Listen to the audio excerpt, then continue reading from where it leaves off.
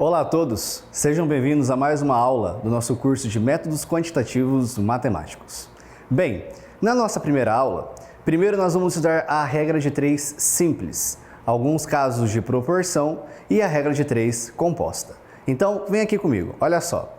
Aqui na nossa tela, a gente tem um exemplo de grandezas diretamente proporcionais. O que seriam as grandezas diretamente proporcionais? Aqui eu tenho um exemplo, de um tempo em horas e uma distância percorrida em quilômetros.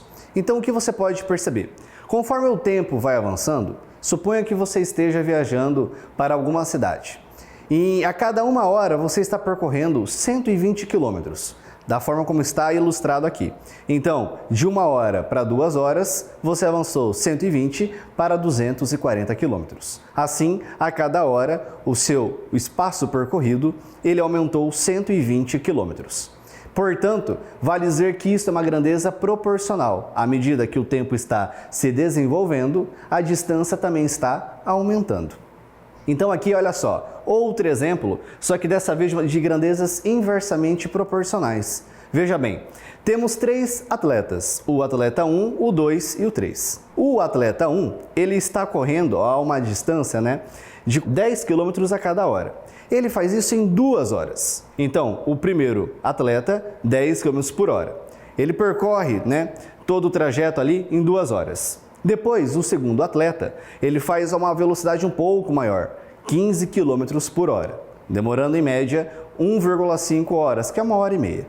O terceiro atleta, ele faz a uma velocidade de 20 km por hora, demorando apenas 1 hora para fazer todo o trajeto. Então é intuitivo você pensar que o mais rápido, se ele gasta 1 hora e ele faz 20 km por hora, a distância percorrida foi de 20 km. Quanto maior a velocidade, menor é o tempo gasto. Tá certo? Isso são grandezas inversamente proporcionais. Esta relação entre distância e tempo com velocidade, a gente estuda na cinemática, lá na física, que ela é expressa matematicamente da seguinte forma. A velocidade média é a variação de espaço por variação de tempo. Esse triângulo é uma letra grega chamada delta e ele indica variação. Então, por exemplo, uma variação de massa. Você começou a fazer um projeto de emagrecimento. O seu peso era de 60 kg e você reduziu para 55, o seu ΔM, a sua variação de massa, foram de 5 kg. A variação ela é mensurada da seguinte forma, sempre a grandeza no seu estado final, menos a grandeza no seu estado inicial. Isso significa uma variação. Aqui no caso, variação de espaço dividido pela variação de tempo. Uma forma de você conseguir identificar matematicamente grandezas diretamente proporcionais e inversamente proporcionais é você pegar a ponta do lápis e você fazer uma reta. Olhe bem, se você fazer uma reta unindo o símbolo da velocidade com o da variação do espaço, é uma reta na horizontal, indicando diretamente proporção entre espaço e velocidade. Se você agora traçar uma reta na diagonal, não está na horizontal, isso indica que são grandezas inversamente proporcionais. Como é que você consegue resolver um problema de grandezas diretamente proporcionais? Usando uma regra de 3 simples. Aqui eu tenho na tabela um seguinte exemplo. Um produto no qual 5 unidades deste produto corresponde a R$50. Portanto, quanto que é 8 produtos?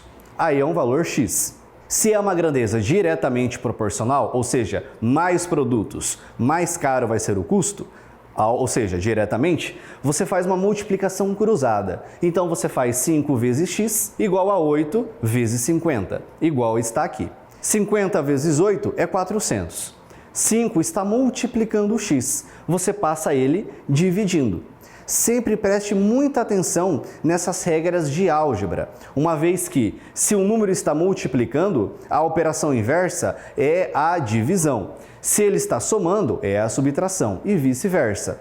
O objetivo aqui nesta equação é você isolar a variável, ou seja, isolar o x. Então aqui 50 vezes 8 igual a 5x. Tanto faz a ordem, poderia ser 5x igual a 50 vezes 8. Portanto, 400 dividido por 5 é igual a R$80. De lógica, você pode pensar o seguinte, né? 5 produtos são R$50, então cada produto é R$10. Portanto, 8 produtos serão R$80. Contudo, em alguns casos, não é muito linear, não é muito perceptível você pensar na proporção. Poderia ser um número quebrado, e aí para fazer de cabeça é um pouquinho mais chato. Então você recorre a uma regra de 3 simples. Vamos agora ao exemplo de uma regra de 3 inversa. Olha só. Aqui eu tenho um número de torneiras. Imagina que você esteja tendo que encher algum tipo de balde para poder regar as plantas de casa. Você utiliza uma torneira para poder encher o balde. Você vai gastar um tempo de 5 minutos. Pensa só comigo. Se você aumentar o número de torneiras de 1 para 4, você espera que o tempo aumente ou diminua? É intuitivo você pensar que se há mais torneiras, ou seja, 3 torneiras a mais do que o primeiro caso, menor deve ser o tempo para poder encher o balde. Então, o que você pode imaginar? Você vai colocar os dados numa tabela e vai multiplicar cruzado, igual você fez aqui no caso anterior. Só que agora, olha só, se você multiplicar cruzado, x vezes 1 é x, 4 vezes 5 é 20. O x são 20 minutos? Isso não faz sentido algum. Como que você aumenta o número de torneiras e o tempo tem que demorar mais ainda? Isso prova que agora a conta para a regra de 3 inversa, ela é diferente. Você não vai multiplicar cruzado, mas sim vai utilizar a razão. Ou seja, 1 dividido por 4 é igual a 5 dividido por x. Aí seria a regra de 3 normal. Agora o oposto. 1 dividido por 4, x dividido por 5. Inversa, inversa. Um lado da coluna você inverte. Esse é o ponto. Então, 1 dividido por 4 igual agora x dividido por 5. Poderia fazer o oposto da primeira coluna também, tá? Agora, multiplicando o cruzado, 5 vezes 1 igual a 4 vezes x. 5 vezes 1 é 5, 4 vezes x. O 4 está multiplicando, você passa dividindo.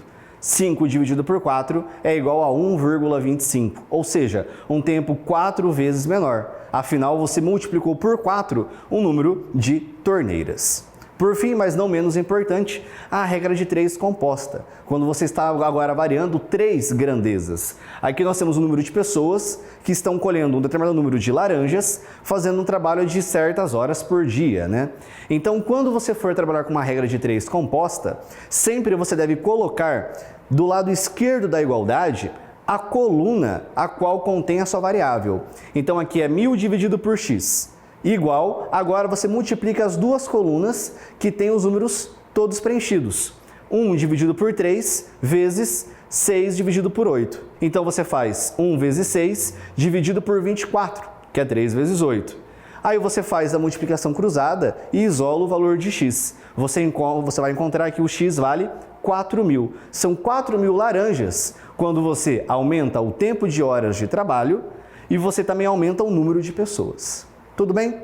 Pessoal, deixo aqui algumas referências. Muito obrigado pela atenção de todos e aguardo vocês no nosso próximo encontro.